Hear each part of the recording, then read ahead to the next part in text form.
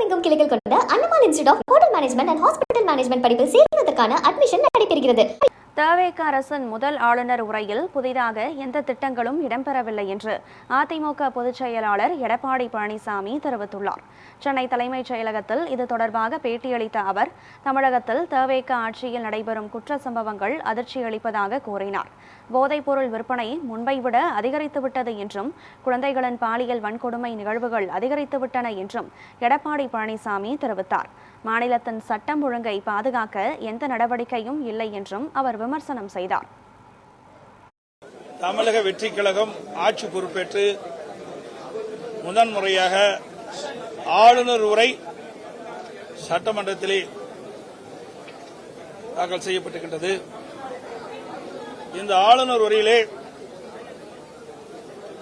பல புதிய திட்டங்கள் இடம்பெறும் என்று எதிர்பார்க்கப்பட்டது.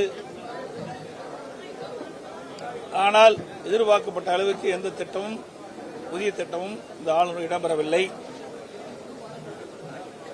மாண்பு முதலமைச்சர் அவர்கள் டெல்லிக்கு சென்ற விஷயம் ஏற்கனவே பத்திரிகையிலே வெளிவந்த செய்தி.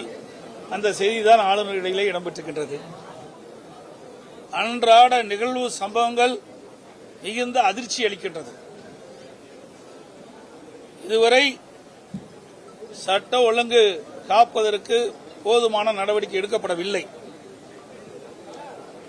போதைப்பொருள் தடுப்பு பணிக்குழு அமைக்கப்பட்டவுடன் போதைப்பொருள் கடத்தல், போதைப்பொருள் விற்பனை உண்மை விட தற்போது அதிகமாக இருப்பதாக செய்திகள் வந்து கொண்டிருக்கின்றது. மிகுந்த வேதனையும் அதிர்ச்சியும் அளிக்கின்றது.